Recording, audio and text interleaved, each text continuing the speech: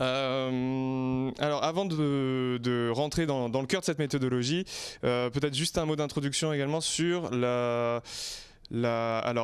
raison qui peut expliquer la naissance de ces deux concepts juridiques assez novateurs, la raison d'être et la qualité de société à mission. Ce sont deux concepts qui sont nés en même temps que la loi Pacte, promulguée en mai 2019. Pour répondre à deux questions principales, deux enjeux principaux.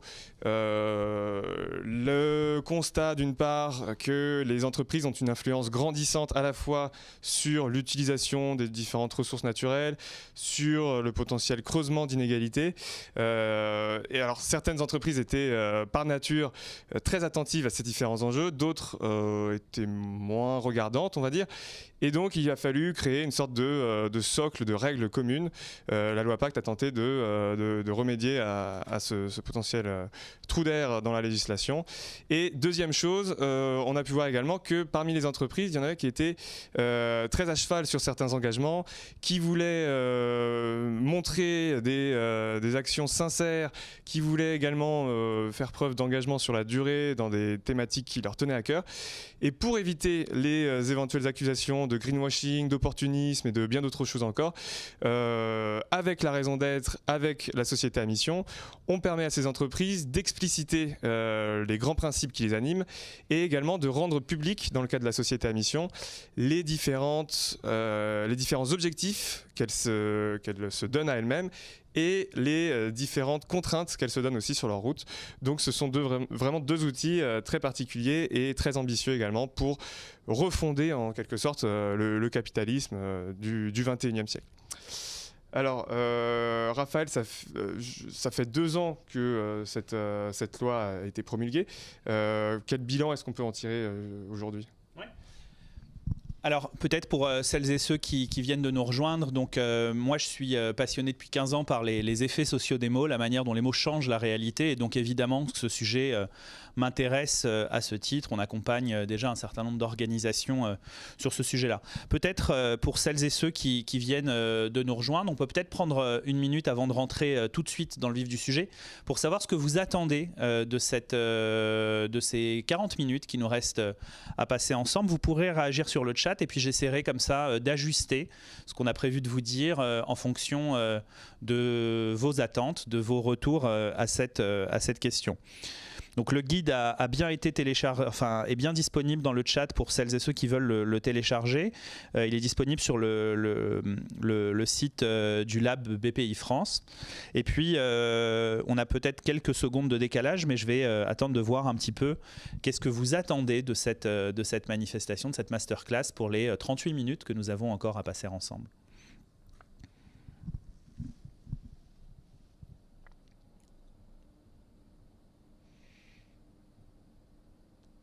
Maintenant qu'on a réglé les problèmes de son, on peut peut-être rentrer sur le fond du sujet, justement. Les étapes clés de la création d'une société à mission, nous dit Jean-Yves, on va en parler en effet.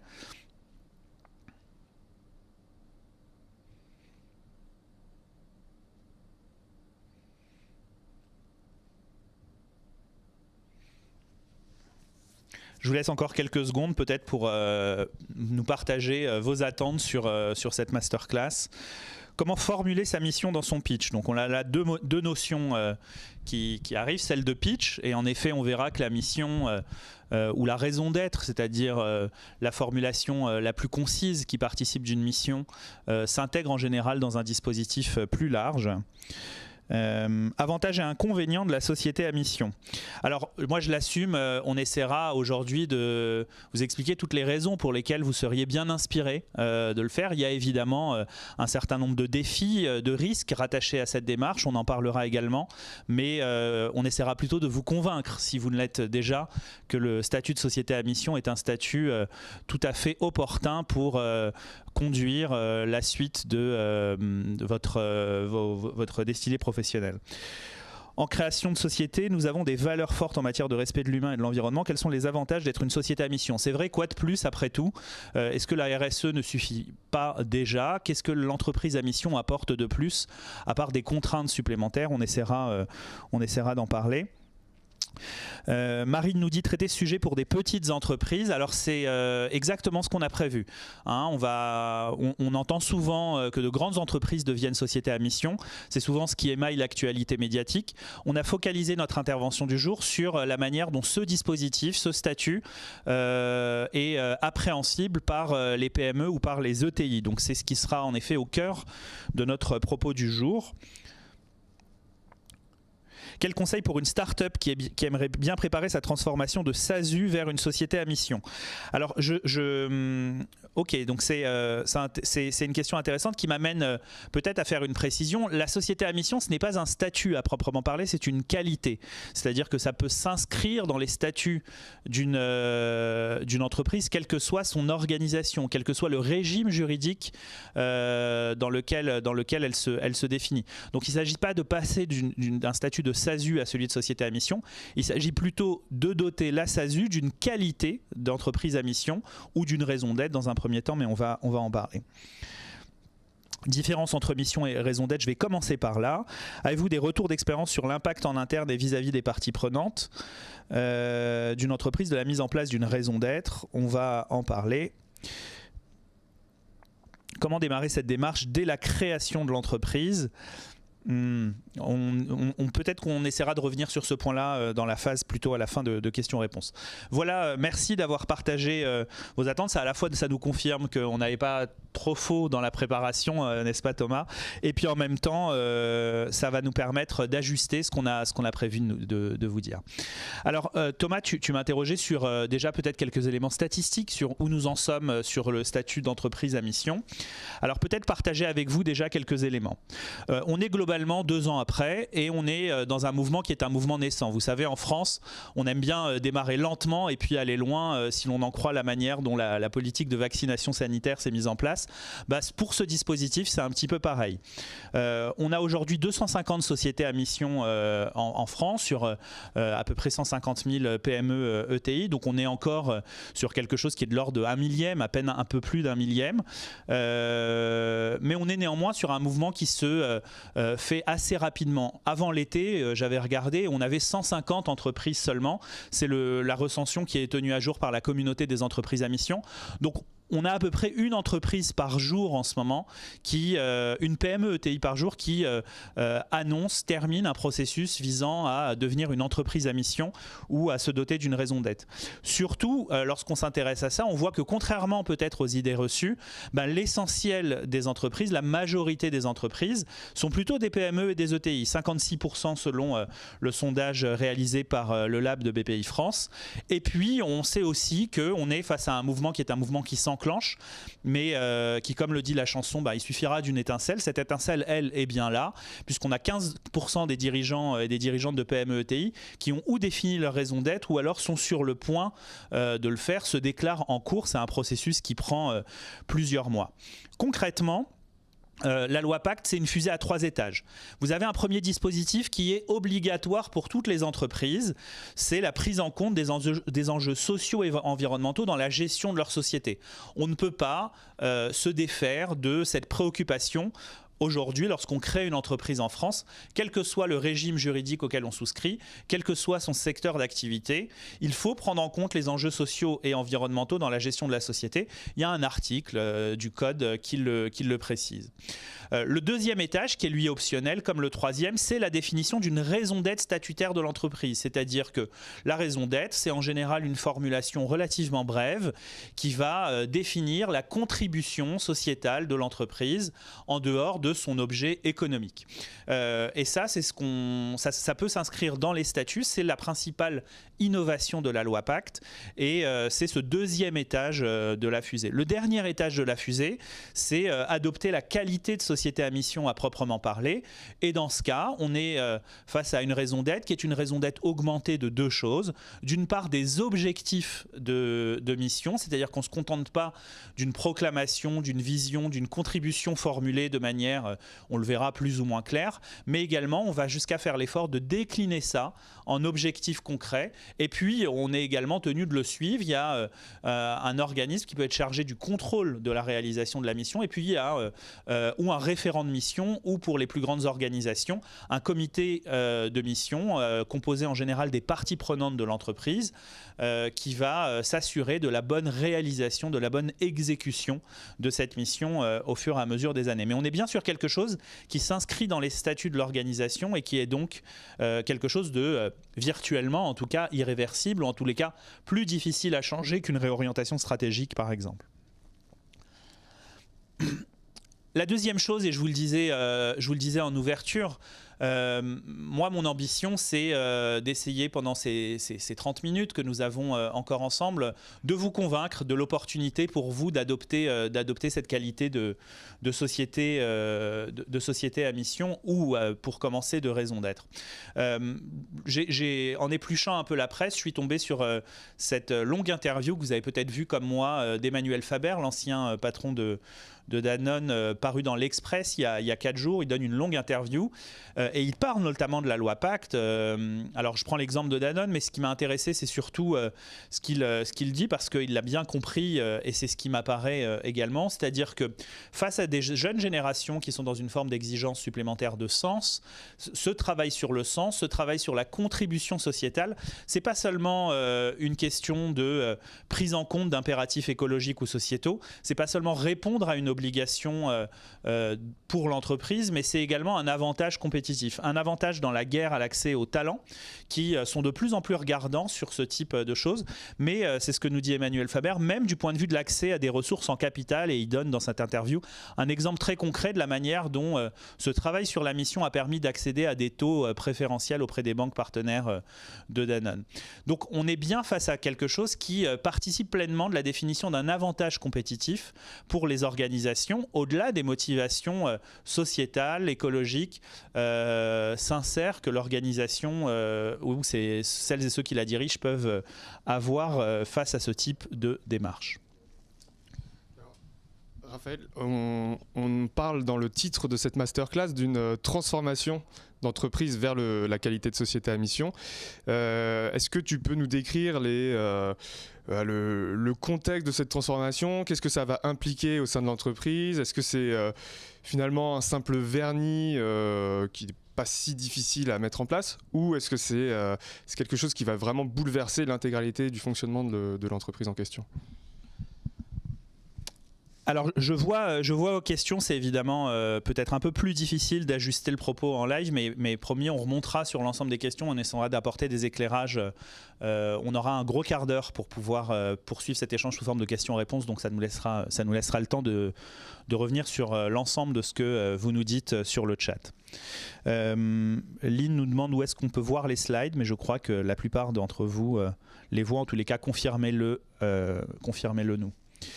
Alors, ce que Thomas a tout à fait raison. En fait, cette démarche, c'est une démarche qui est transformante pour l'organisation. Ça ne veut pas dire que il faut, au travers d'un travail sur la raison d'être, faire un grand soir. On peut avoir des dynamiques qui sont des dynamiques déjà engagées. Ça peut être l'occasion de mettre des mots sur ce qu'on fait, sur sa contribution, sur ce qui, au-delà de la poursuite d'un objet économique légitime pour une entreprise, finalement nous travaille collectivement l'horizon qu'on peut poursuivre, que ce soit un horizon sociétal ou environnemental. Mais c'est véritablement quelque chose qui est transformant, qui va donner un cap à l'organisation sur plusieurs années, sur au moins 5 à 10 ans, puisqu'on parle là d'une inscription statutaire.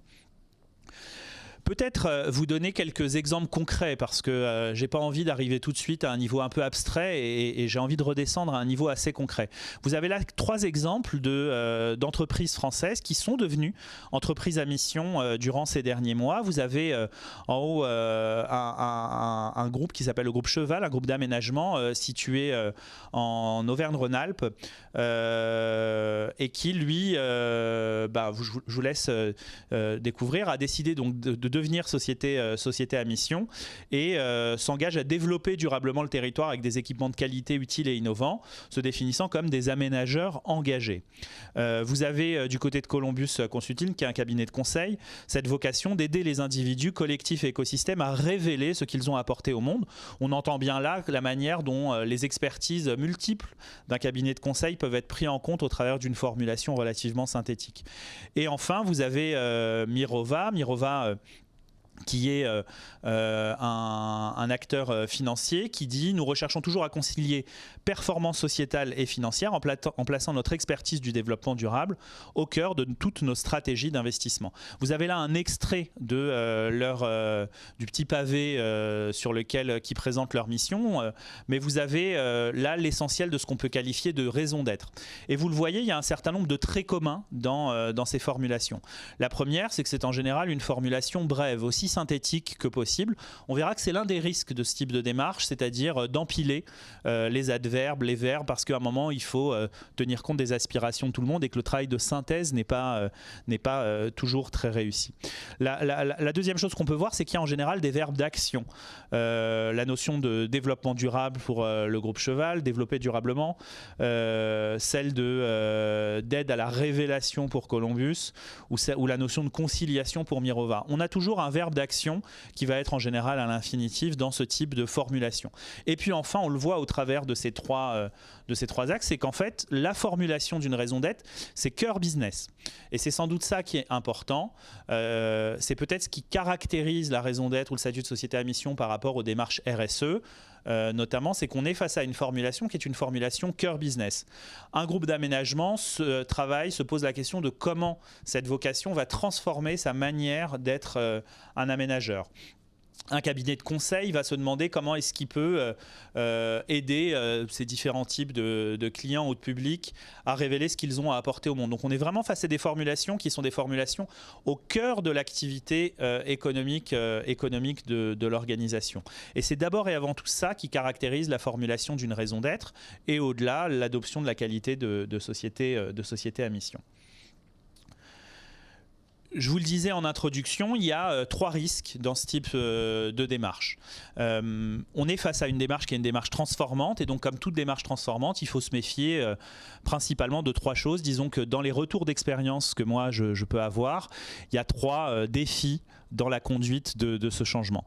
Le premier défi, c'est le passage en force, c'est-à-dire le moment où, n'y voyant plus très clair, voulant aller vite, on décide d'écrire sur un coin de table dans le bureau de la direction générale une formulation qui semble correspondre à ce que l'entreprise fait déjà, et on l'adopte à l'Assemblée générale suivante. La vocation de cette démarche, c'est bien de partager, de réinvestir, de collecter une vision autour du sens et de la contribution de l'organisation. Ça résiste assez mal à ce type de dynamique qui consiste à faire cette écriture vite. Ça peut être bien, mais en tous les cas, ça passe à côté de cet objectif de transformation de l'organisation si on le fait en démarrant très haut, un peu dans sa tour d'ivoire. Le deuxième risque, c'est la formulation qui est une formulation qui cède à un effet de mode, la formulation qu'on pourrait appeler contingente. C'est-à-dire on a parfois dans les organisations un grand soir écologique, une prise de conscience qui peut se faire sous l'impulsion de nouveaux visages dans l'organisation, et qui dans leur mouvement vont aller jusqu'à plaider pour l'élaboration d'une raison d'être ou l'élaboration d'une mission qui correspondent à cet apport relativement récent à l'échelle de l'histoire de l'entreprise. La loi Pacte le dit, l'adoption d'une raison d'être, c'est la capacité à se projeter dans l'avenir de l'organisation, mais c'est aussi un regard sur son passé, sur son histoire, sur ses valeurs, sur sa culture, sur son patrimoine. Et c'est ça qui doit être pris en compte pour éviter les effets de mode, compte tenu de la durabilité de cette formulation et de la manière dont elle fixe le cap. Et puis enfin, le troisième risque, qui est dans les faits celui que moi je rencontre le plus fréquemment, c'est l'eau tiède. C'est-à-dire que on met en place un processus de discussion, on collecte des idées, des suggestions, des formulations, et puis à la fin, il faut essayer de trouver la meilleure manière de répondre à tout ça. Et donc on termine avec un plus petit dénominateur commun, donc ou alors on est sur des formulations extrêmement génériques qui finalement sont vraies en toute situation et à peu près pour toute organisation dans le même secteur, et donc on passe à côté de sa singularité, de sa contribution, ou alors on est sur des formulations à rallonge. On va rajouter des verbes les uns à côté des autres, multiplier les publics auxquels on fait référence, parce qu'à un moment il faut contenter l'ensemble des points de vue. Ça pour moi c'est le signe d'un travail de synthèse qui a mal été mené sur ce type de démarche. On le verra, ce travail de synthèse, ou bien mener ce travail de synthèse, c'est en général mettre en place un certain nombre de règles dès le départ. Alors, par rapport à ce projet de transformation dont on a abordé les contours, je pense que lorsqu'on est dirigeant d'entreprise, on peut avoir quelques craintes sur l'éventuelle complexité d'une telle transformation, sur les premiers pas à mener aussi pour vraiment s'engager dans la bonne voie et partir sur de bons rails. Donc toi, Raphaël, tu as rédigé une méthodologie en 3 étapes et qui est extrêmement concrète pour justement faciliter l'appropriation des grands principes de cette transformation. Est-ce que tu peux nous la présenter ? Ouais, alors je me suis décalé parce que donc j'ai compris que c'est la seule manière pour vous de voir les slides, c'est en fait que nous nous poussions. Donc voilà, confirmez-moi que vous les voyez à peu près maintenant. J'ai essayé dans la préparation d'être sur des typos aussi grandes que possible. En effet, on a une méthodo. Alors dans l'agence que je dirige, on a une méthodo singulière qui s'appelle le design narratif, mais sans vouloir maintenant céder à la tentation d'une autopromo. On a surtout travaillé ensemble, Thomas, le Lab BPI France et Mots-Clés, pour essayer justement d'avoir un modèle un peu générique, un peu qui corresponde à, qui fasse le point sur l'ensemble des démarches disponibles sur le marché pour conduire cette transformation. Et c'est surtout ça qu'on a examiné ensemble, c'est l'apport singulier de ce guide. Et moi, je suis très content qu'on ait pu mener ce travail ensemble. Donc, c'est pas ma méthode, mais bien la nôtre. Alors, cette approche, si on devait la résumer, elle se décompose en 3 R. 3 R, parce qu'il y a 3 principales phases. La première, c'est une phase de recueil, la deuxième c'est une phase de restitution et la troisième c'est une phase de réalisation. Alors, je rentre tout de suite dans les détails. Le recueil va consister d'abord à bien établir l'inventaire des aspirations de l'entreprise. Si vous deviez retenir une chose à la masterclass du jour, c'est que travailler sur sa raison d'être, se doter de la qualité de société à mission, c'est d'abord mener à bien un processus de négociation entre parties prenantes, des salariés, des directions, des clients et clientes si on a envie de les interroger, des partenaires, des fournisseurs, des actionnaires éventuellement, etc. Et c'est d'abord ce processus de négociation qui doit être mené à bien.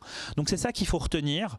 En fait, être un bon négociateur ou une bonne négociatrice, avoir dans son équipe quelqu'un qui a témoigné de son savoir-faire à la négociation est sans doute la meilleure manière d'engager ce travail, parce que c'est bien un travail de négociation sur les mots qui va se mettre en place dans les semaines, les mois qui suivront. Donc la première étape, c'est de recueillir, d'établir l'inventaire de ces aspirations. La seconde, c'est d'être capable de les restituer. Une fois que la personne ou l'équipe chargée de ce projet a enregistré tout ça, la compulser, cette seconde étape c'est de retracer le chemin, parce qu'en fait ils sont désormais les dépositaires de tous ces points de vue qui de manière impressionniste font la raison d'être ou la mission de l'entreprise, et la capacité à restituer ce chemin, c'est vraiment ce qui va participer de l'adhésion de l'ensemble des personnes qui auront été interrogées dans la première phase. Et puis enfin il faut agir, on est bien face à la raison d'être, c'est une parole performative au sens linguistique du terme, c'est-à-dire qui transforme la réalité sociale. Et donc une fois qu'on s'est doté de mots, il faut agir. Et en général, il vaut mieux d'ailleurs commencer à agir en même temps qu'on travaille sur les mots pour rendre cette raison d'être, cette mission opérante, et pour surtout la rendre avérée par les publics auxquels on s'adresse. Il n'y a rien de pire qu'une raison d'être qui est planante et qui ne correspond pas à la manière dont les gens vivent les choses dans le quotidien déjà de l'entreprise, pour commencer. Ça, c'est vraiment quelque chose qui peut être désastreux en termes de réputation employeur notamment. Alors, si je fais un focus rapidement sur chacune de ces étapes, et puis je vais essayer d'aller un peu vite là-dessus, on pourra revenir sur tout ça, et puis surtout, vous pourrez retrouver dans le guide vraiment le pas à pas, le détail de chacune de ces étapes. La première étape, cette étape de recueil, consiste donc à établir l'inventaire des aspirations de l'entreprise. Ma recommandation concrète, c'est 2 niveaux de pilotage. Un niveau opérationnel qui va être composé des personnes en charge de la progression au quotidien, un niveau plus stratégique, rien que du très classique sur cet aspect. La deuxième étape, c'est de recueillir la parole des dépositaires de la vision. Alors je m'arrête sur cette notion un instant parce qu'elle me paraît importante. Qui sont les bonnes personnes à interroger dans le cadre d'un travail sur la raison d'être ? Eh bien, la meilleure formulation que je peux vous proposer, c'est celles et ceux que vous considérez comme étant les dépositaires de la vision de votre organisation. En général, ceux qui la dirigent, les actionnaires, mais de plus en plus souvent les talents qui composent l'entreprise, parfois même les clients pour les entreprises qui sont très versées dans la co-construction. Donc voilà, vous avez autant ces fonctions de votre histoire, de votre culture, de votre secteur d'activité. C'est à vous de choisir ceux que vous rangez dans la case dépositaire de la vision de votre organisation. Et ceux-là, une fois que vous les avez définis, il faut les interroger. Il faut prendre le temps de les entendre, il faut prendre le temps de les interroger, il faut enregistrer ces interviews, il faut les transcrire. Voilà, il y a un travail assez long, assez fastidieux, mais qui va produire l'adhésion dans les phases ultérieures et qui peut être mené à cette étape. La seconde étape, c'est ce travail de restitution. Une fois que tous ces enregistrements ont été faits, vous pouvez aussi conduire des questionnaires en ligne si vous voulez interroger des publics beaucoup plus larges que de simples panels ou à l'occasion d'entretiens semi-directifs. Vous rentrez dans la deuxième phase qui va être la phase de restitution. Elle consiste, pour le dire simplement, à retracer le cheminement, la logique, le raisonnement qui mène aux formulations que vous voudrez recommander. Alors moi, le conseil que je peux donner aux personnes qui sont engagées en ce moment dans cette démarche, c'est d'opter pour ce qu'on appelle en méthodologie de gestion de projet par une approche contrastive. C'est-à-dire essayer d'arriver sur la table avec 2 formulations. Une formulation, en tous les cas, c'est ce que moi j'aime bien faire. Une formulation que j'appelle une formulation polie, c'est-à-dire qu'elle va être le plus grand dénominateur commun possible à l'ensemble des choses qui auront été dites. Et puis une formulation pirate, c'est-à-dire une formulation qui va volontairement escamoter les évidences et qui va s'attarder sur 1 ou 2 choses qui nous auront été dites, qui nous semblent empreintes d'une forme de vérité intéressante, originale, et qu'on va proposer et mettre sur la table. Il ne s'agit pas là de placer les gens face à un dilemme, une alternative, mais il s'agit de pouvoir, par une approche contrastive, par un jeu de j'aime, j'aime pas, ça nous ressemble, pas assez, un peu, beaucoup, etc., à trouver le bon équilibre entre un dosage poli et un dosage pirate, en mettant sur la table justement ces 2 possibilités qui vont ainsi donner l'éventail des possibles sur la formulation de la raison d'être. Ces séances de restitution, il y en a en général 2 ou 3. Une remarque, si vous en avez plus de 3, c'est que vous êtes mal barré. Il faut dire les choses simplement. C'est qu'en général, le travail est dans l'impasse où vous rentrez dans un moment qui risque d'être un peu compliqué. 2 ou 3 séances sont censées suffire, si vous avez bien travaillé entre chaque séance, bien repris les ajustements, etc., pour permettre d'atterrir sur quelque chose qui sera consensuel et partagé. Et puis, une fois que tout ça est validé, il ne vous reste plus qu'à inscrire cette raison d'être et éventuellement les objectifs de mission qui en découlent dans vos statuts. On rentre donc dans la 3e étape qui est celle de la réalisation. Alors, on le disait tout à l'heure, je le disais à l'instant, c'est une démarche qui est juridiquement engageante. Et donc, il faut inscrire la raison d'être et la mission dans les statuts. Ça veut dire que le conseil juridique est utile dès le départ. Vous pouvez tout à fait engager le dialogue avec votre conseil juridique. Il ne faut pas nécessairement avoir un avocat spécialisé. N'importe quel, le juriste de votre entreprise est censé savoir ajouter cet élément-là. Ce n'est pas très compliqué à faire d'un point de vue juridique, même s'il y a des personnes qui s'y sont spécialisées. Et ça vous permettra, au moment de l'inscription, de ne pas avoir à gérer un nouvel interlocuteur qui apportera lui aussi ses suggestions d'amendement et donc la nécessité de revenir vers toutes les personnes qui auront préalablement validé pour s'assurer que ça va bien à tout le monde. Donc c'est bien de l'avoir dès le départ du projet, mais c'est à cette étape-là qu'il va véritablement intervenir et faire cette inscription. Et puis ensuite, vous rentrez dans les étapes de réalisation. On vous suggère d'abord de réunir le comité de raison d'être ou de mission, de l'installer, d'en définir les modalités de fonctionnement, de définir ses modalités de suivi avant de commencer à proclamer le travail que vous avez mené. Là encore, par souci que les actes précèdent les mots. hein. On est dans une modernité où trop souvent les mots précèdent les actes, et moi je suis dirigeant d'une agence qui s'appelle Mots-Clés, et je suis passionné par les mots, mais je sais que les mots tiennent bien quand ils sont d'abord et avant tout posés sur des actes.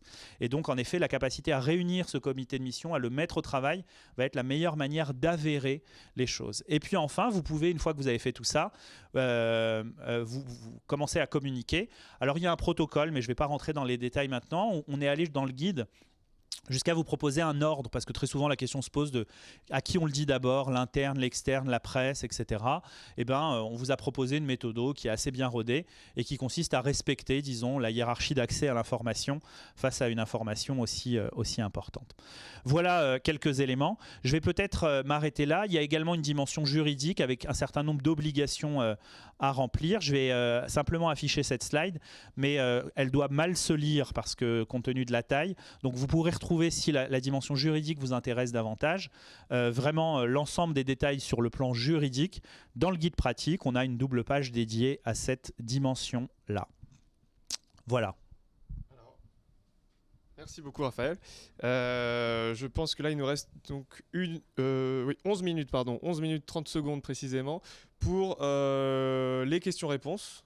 Je vois que dans le chat il y a déjà quelques questions, donc je vais pouvoir te les poser. Mais n'hésitez pas, s'il y a des passages de la présentation sur lesquels vous souhaitez que l'on revienne, des éclaircissements qui vous semblent nécessaires, n'hésitez pas et puis on essaiera de réagir et de toutes les traiter. Alors, il y avait une première question là, que je vois, c'était quelle est la responsabilité sociale du dirigeant dans une entreprise à mission ? Tu peux peut-être y répondre, parce que je peux y répondre aussi, mais je pense que tu es susceptible de pouvoir le faire. Donc, Alors, nous, ce qu'on avait pu voir, notamment en interviewant Blanche Ségrestin, qui est une chercheuse des mines ParisTech et qui est à l'origine des concepts de société à mission et de raison d'être, elle nous disait que la raison d'être va préciser le mandat du dirigeant. Dans le sens où aujourd'hui, dans les textes de loi, le dirigeant d'entreprise va être un mandataire social, il va avoir quelques responsabilités juridiques, mais en revanche, au niveau vraiment du fonctionnement de l'entreprise, sa mission n'est pas toujours précisée, loin de là. Avec la raison d'être, on s'aperçoit tout de suite de ses prérogatives, de ses objectifs, et on comprend que c'est donc cette raison d'être qui va animer ces différentes interventions au sein de l'entreprise et orienter également son action. Peut-être tu voulais compléter ? Non, tu as tout à fait bien dit les choses. En fait, rien de plus et rien de moins avec la dotation d'une mission que les responsabilités qui incombent déjà aux dirigeants sur le plan civil ou sur le plan pénal. De ce point de vue, la raison d'être, le statut de société à mission ne change rien. C'est en revanche quelque chose d'opposable. Donc c'est peut-être là, il y a peut-être un risque réputationnel, un risque de crise sociale qui peut être supplémentaire lorsque l'écart entre la mission dont on s'est doté et la manière d'agir est trop important. Ça peut arriver.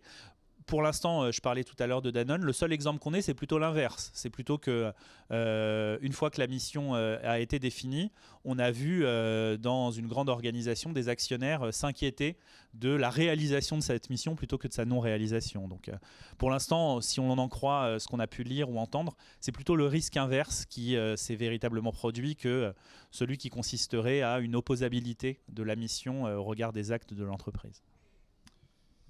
Alors, il y a beaucoup de questions qui ont été posées tout au long de la présentation, donc je vais essayer d'en reprendre quelques-unes.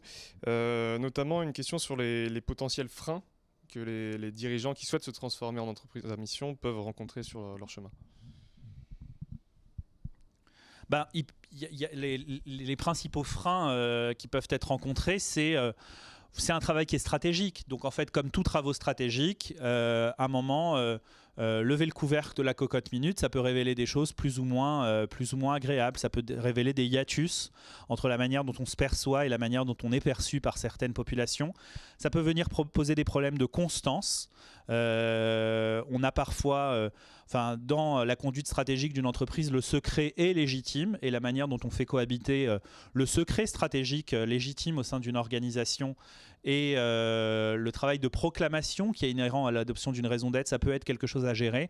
Voilà quelques-uns des risques si je me replonge dans mon expérience des 12 derniers mois qui peuvent apparaître sur ce type de démarche. Une autre question sur le temps et le coût nécessaire pour transformer son entreprise en entreprise à mission. Alors, c'est un peu long, c'est pas très cher. Pour répondre rapidement, c'est un peu long parce qu'en fait on est face à un travail qui est un travail extrêmement engageant, parce qu'il y a une phase de recueil, etc. Parce qu'en fait, si on veut aller loin, il faut aller à plusieurs selon l'adage. Et donc en fait, inutile de se précipiter dans ce type de démarche. C'est une démarche qui se compte en mois. En général. Après, c'est possible d'y aller par étapes. On peut commencer par un travail sur la raison d'être, laisser reposer tout ça, et puis l'année suivante ou 2 ans après, travailler, passer à l'échelon supérieur en travaillant sur le statut d'entreprise à mission, parce que le temps est aussi une épreuve de vérité. Donc on est face à un travail qui est un travail qui, une fois qu'on est lancé, ça peut se faire en quelques mois, 3 à 6 mois, mais qui en termes d'étapes peut prendre un petit peu plus de temps, et en tous les cas nous on n'encourage pas à la précipitation sur ce type de démarche. Combien ça coûte? Comme je vous le disais, le volet juridique n'est pas très coûteux. La conduite de la démarche dépend de la manière, du nombre de personnes à interviewer, de la manière dont vous mobilisez des ressources internes ou confiez ça à un partenaire extérieur.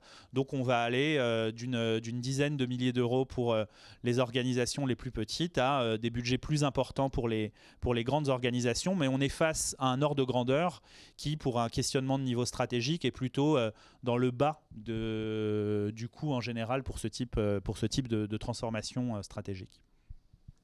Alors, juste une chose aussi, je pense que pour les entreprises à mission, il y a aussi une histoire de contrôle avec un organisme tiers indépendant qui fonctionne un peu comme un cabinet d'audit, c'est ça? Oui, c'est ça.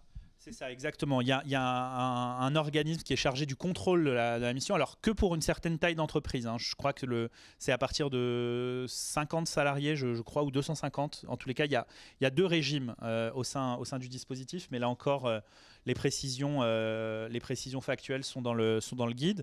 Donc il y a un organisme chargé du contrôle de la mission, un OTI. Et ça va coûter quelques milliers d'euros en fait. Donc on est face à un ordre de grandeur qui est un ordre de grandeur tout à fait acceptable pour une organisation compte tenu du niveau stratégique du sujet. Une autre question posée par Olivier. Quand devenir une société à mission? Est-ce que c'est plutôt pertinent de le faire à la création, à l'amorçage, en phase de croissance? Moi, je crois beaucoup dans ce genre de démarche à la vérité du rétroviseur. Pardonnez-moi cette image, mais je pense à un moment que pour savoir où on va, il faut savoir d'où l'on vient, quoi. Et donc, en effet, il y a une forme de vérité dans le temps qui s'installe, qui parle aussi pour soi, pour son organisation, pour sa culture. Et je plaide plutôt pour que ce travail se fasse prioritairement au sein d'organisations qui ont à peu près tiré au clair ce qu'elles sont.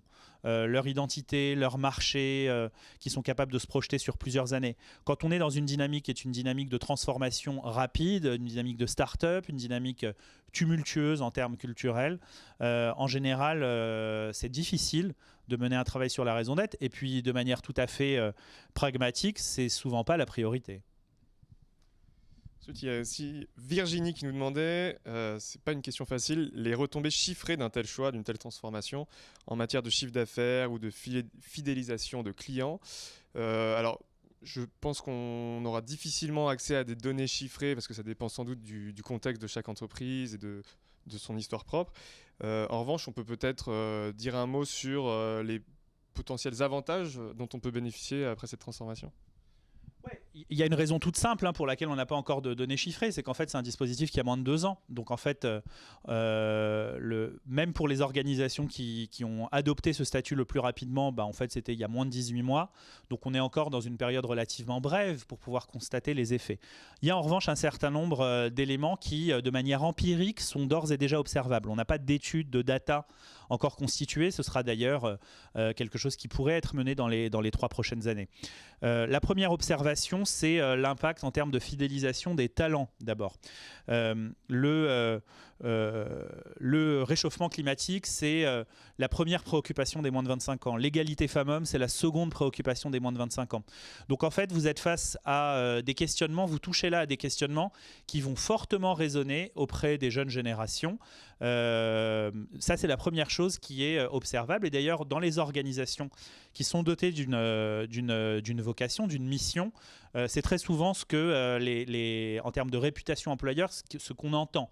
C'est-à-dire que l'élément nouveau, c'est j'ai eu aussi envie de vous rejoindre parce que vous êtes devenu Bicorp, parce que vous avez opté pour le statut d'entreprise à mission, etc. Moi, j'ai le plaisir d'accompagner depuis longtemps une entreprise que vous connaissez sans doute, qui est Maïf, et on voit bien l'impact de ce travail en termes de réputation employeur chez Maïf, et aussi en termes de réputation business, même si on n'a pas de données. Le deuxième élément observable, et ça c'est pour ça que je citais Emmanuel Faber, moi je l'ignorais, mais je l'ai découvert au travers de cette interview, c'est que ça peut même jouer dans l'accès au financement, sur certains types de financement, dans l'accès à certains niveaux de taux, etc. On est face à, ou même sur de l'equity, on est face à des démarches qui viennent aussi répondre à une préoccupation croissante des marchés. Et on a là encore une démarche qui vient parler pour de vrai, être un marqueur concret de l'engagement et de la constance de l'organisation en termes de contribution sociétale ou environnementale. Peut-être 2 dernières questions en 1 minute 30, on va essayer de relever ce défi.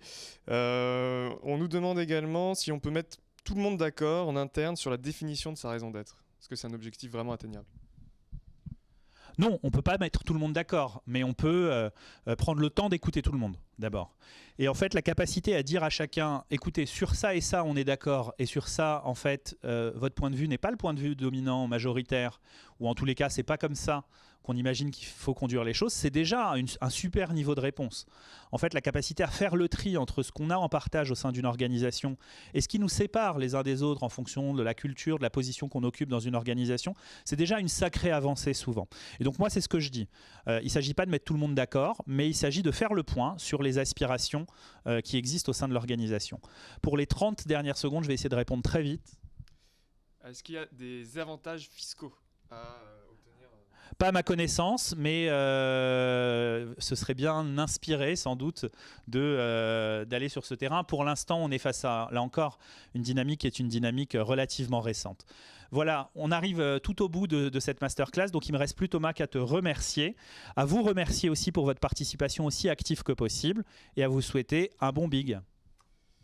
Merci Raphaël, merci à tous de nous avoir suivis et bonne continuation sur Big cette année. Merci.